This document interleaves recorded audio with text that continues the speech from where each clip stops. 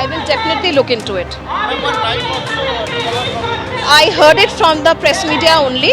I was not here. I was looking at some other incident related to this particular deputation program.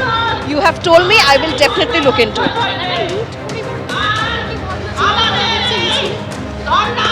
এটা নিয়ে আমার কাছে কোনো input নেই এখন। এই মুহূর্তে আন্দোলন ওরা এখানে চলে এসেছে বলে ওদের আটকানো হয়েছে। সেন্ট্রাল ডিভিশনে আজকে কোনো প্রোগ্রাম ছিল না পারটেনিং টু আশাকর্মী, আঙ্গনবাড়ি ও আইসিডিএস। এটা আচমকাই এখানে চলে এসেছে বলে আমরা আটকে দিয়েছি। 2 ঘন্টার খুব গুরুত্বপূর্ণ রাস্তা বন্ধ রয়েছে, কি কর্মসূচি রয়েছে?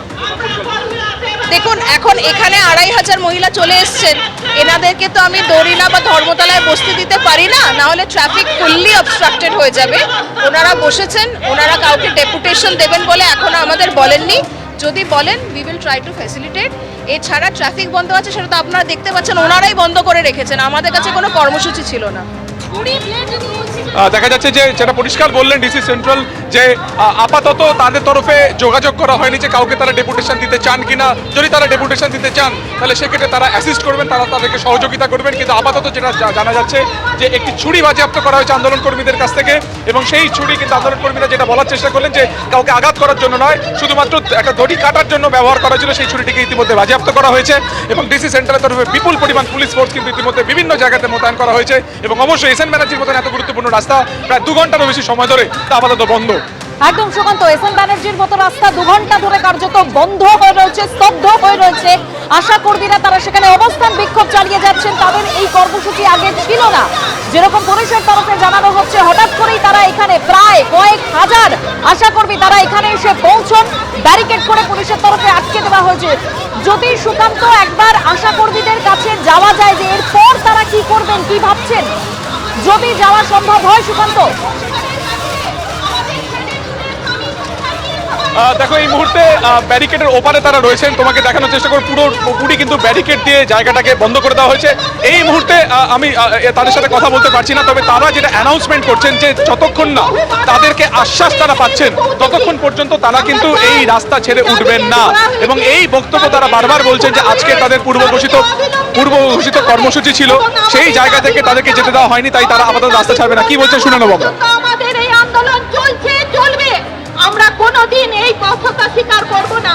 আমরা যত কষ্টই হোক, আজ 1 মাস হলো আমরা কর্মবিরতিতে রয়েছি। আমরা অনেক কিছু সহ্য করে আজ এখানে এসেছিলাম যে আজকে আমরা কিছু সুফল পাবো, কিছু ভালো শুনবো। কিন্তু রাতের মধ্যে আমাদের এই বিভীষিকাময় রাত আমরা কোনো দিন ভুলবো না। এটা আমাদের সারা জীবন মনে থাকবে। আমরা তো নিজেরা আসতে চাইনি, স্বাস্থ্য ভবন আমাদেরকে আজকে আসতে বলেছিলেন, তাই আমরা এখানে এসেছি। কিন্তু সেই আশাটাকে এত কষ্টকর এবং এত ভয়ঙ্কর করে তুললো, যেটা আমাদের ইতিহাসের খাতায় লেখা থাকবে, আমাদের জীবনে মনে থাকবে, কোনোদিন আমরা সেটা ভুলবো না। এই বলে আমার বক্তব্য শেষ করছি। পরিষ্কার তুমি শুনলে তারা যেটা বলছেন যে গতকাল রাতের থেকে তাদেরকে যেভাবে হেনস্থা করা হচ্ছে, প্রথমে জিআরপি, পরবর্তীকালে বিধাননগর কমিশনারেট এবং কলকাতা পুলিশের তরফে সেই হ্যারাসমেন্ট বা সেই হেনস্থা তারা কিন্তু সেভাবে দেখছেন না। এবং তারা অবশ্যই এই গোটা বিষয়টি নিয়ে যতক্ষণ না তাদের নেতৃত্বের তরফে কোনো রকম ইনস্ট্রাকশন আসছে ফার্দার, ততক্ষণ তারা কিন্তু এখানে রাস্তা অবরোধ করবেন। এবং স্পষ্টত তারা বলছেন যে স্বাস্থ্য দপ্তরের তরফ থেকে যতক্ষণ না আশ্বাস মিলছে তারা কিন্তু রাস্তা ছাড়বেন না। গত 7 তারিখে তাদের আজকে যে ঘোষিত যে বৈঠক ছিল, সেই বৈঠকে তাদেরকে যেতে কেন দেওয়া হলো না, কেন প্রতারণা করা হলো, সেই বিষয় নিয়ে তারা প্রশ্ন তুলছেন। এবং কয়েক হাজার আশা কর্মীরা তারা কিন্তু এই মুহূর্তে দেখা যাচ্ছে যে এসএন ব্যানার্জি ধরে গোটা রাস্তাতে তারা বসে পড়েছেন। কখনো সেই আন্দোলন কখনো তারা উগ্রতার পর্যায়ে নিয়ে যাচ্ছেন, কখনো তারা ব্যারিকেড ভাঙছেন, আবার কখনো তারা শান্ত থাকছেন। সব মিলে এই মুহূর্তে ধুন্ধুমার পরিস্থিতি কার্যত বলা যায় ধর্মতলায়। এবং ব্যারিকেডের যে পারে আমরা এই মুহূর্তে রয়েছি, 30 স্তরীয় সেই ব্যারিকেড করা হয়েছে।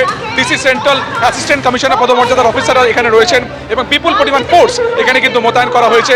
পুলিশের তরফে আলাদা করে ছবি করা হচ্ছে আন্দোলনকারীদের, যাতে তাদের যে অ্যাক্ট, তাদের যে কর্মকাণ্ড, সেটাকে তারা ক্যাপচার করার চেষ্টা করছেন। কিছুক্ষণ আগে যে ছবি দেখালাম, একটি ছুরি উদ্ধার করা হয়েছে আন্দোলন কর্মীদের কাছ থেকে।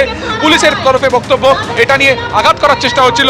যদি আন্দোলন কর্মী তিনি কিন্তু বলেন যে কাউকে আঘাত করার জন্য নয়, সেটি দিয়ে কিছু দড়ি কাটার জন্য তিনি ব্যবহার করছিলেন এবং সেই ছুরিটিকে কিন্তু কার্যত শেষমেশ বাজেয়াপ্তও করা হয়েছে। একেবারে যে ছবি আপনাদের সামনে তুলে ধরেছি, ধর্মতলায় যে আগে যেখানে ব্যারিকেড করে আটকে দেওয়া হয়েছে আশা কর্মীদের, তাদের 8 দফা দাবিতে তারা আন্দোলন চালিয়ে যাচ্ছেন, সেখানের এই মুহূর্তের কি পরিস্থিতি, কারণ এরপর আশা কর্মীরা তারা কি করবেন কি জানা যাচ্ছে। সরাসরি সুকান্ত মুখোপাধ্যায় আমাদের প্রতিনিধি আমাদের সঙ্গে রয়েছেন। সুকান্ত, আন্দোলন কর্মী ছুরি নিয়ে দড়ি কাটার চেষ্টা করছিলেন, সেই ছবি তুমি সরাসরি দেখতে পাচ্ছ।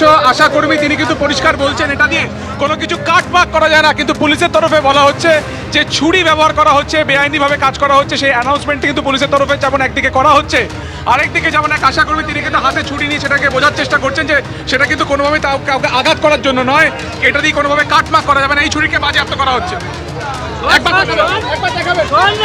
একবার দেখাবেন দিদি, স্যার ম্যাম, ছুরি ব্যবহার করা হচ্ছে। আমি দেখলাম এখানে ছুরি ইউজ হয়েছে, একবার দেখে কি ম্যাটার আছে।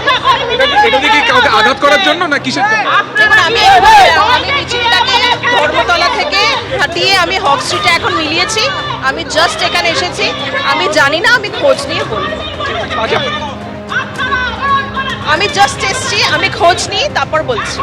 একটি ছুরি ইতিমধ্যে কিন্তু পুলিশের তরফে বাজেয়াপ্ত করা হলো। তার কারণ হচ্ছে দেখা যাচ্ছে একজন কর্মী তিনি এটি হাতে ছুরি নিয়েছিলেন। কিছুক্ষণ আগে আমরা দেখছিলাম এই যে দড়ি যেটা রয়েছে ব্যারিকেডের দড়ি, সেই দড়ি কার্যত কাটা হচ্ছিল এবং বারবার পুলিশের তরফে বলা হচ্ছিল যে ব্লেড বা ছুরি ব্যবহার করা হচ্ছে। তারপরে দেখা যায় যে একজন আশা কর্মী তিনি সেই ছুরিটিকে দেখান এবং সেটা দেখানোর পর কিন্তু পুলিশের তরফে বারবার অ্যানাউন্স করা হয় যে ছুরি ব্যবহার করবেন না, এবং সেই ছুরি কিন্তু পুলিশের হাতে তুলে দেওয়া হয়েছে। এবং যেটা ডিসি সেন্ট্রাল বললেন যে তিনি সবে মাত্র এসেছেন, গোটা বিষয়টি তিনি দেখছেন এবং তারপরেই এই বিষয়ে কোনো রকম আইনি পদক্ষেপ নেওয়া হবে কিনা সেটা নিয়ে তিনি ভাববেন। তবে ছুরিটিকে কিন্তু ইতিমধ্যে বাজেয়াপ্ত করা হয়েছে, যেটা আমরা দেখলাম ডিসি সেন্ট্রালের তরফে তিনি যেটা বক্তব্য রাখলেন। এখন দেখার যে এই যে তুমি ব্যারিকেড দেখতে পাচ্ছ তার সামনে ফের তারা বসে পড়েছেন, যে ছবি আমরা কিছুক্ষণ আগেও দেখাচ্ছিলাম দর্শকদেরকে, কিন্তু আচমকাই সেই পরিস্থিতি কিছুটা বদল হয়। তারা ফুটপাতের অংশ থেকে ঢোকার চেষ্টা করেন, ফের তারা সেখানে বসে পড়েন এবং পুলিশের তরফে বারবার বলা হচ্ছে যে অত্যন্ত গুরুত্বপূর্ণ এই রাস্তা বারবার তাদের তরফে খুলে দিতে বলা হচ্ছে। তার কারণ প্রায় 2 ঘন্টা হয়ে গেছে সেন্ট্রাল কলকাতার সাথে শিয়ালদাকে কানেক্ট করার যে অন্যতম রাস্তা এই এস এন ব্যানার্জি তা বন্ধ রয়েছে। যদিও আন্দোলনকারীরা তারা কিন্তু রাস্তা একেবারে ছাড়তে চাইছেন না। তাদের বক্তব্য যতক্ষণ না তারা আশ্বাস পাচ্ছেন স্বাস্থ্য দপ্তরের তরফ থেকে ততক্ষণ পর্যন্ত তারা কিন্তু এখান থেকে নড়বেন না।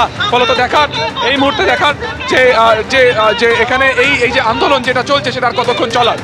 এবিপি আনন্দ এগিয়ে থাকে, এগিয়ে রাখে।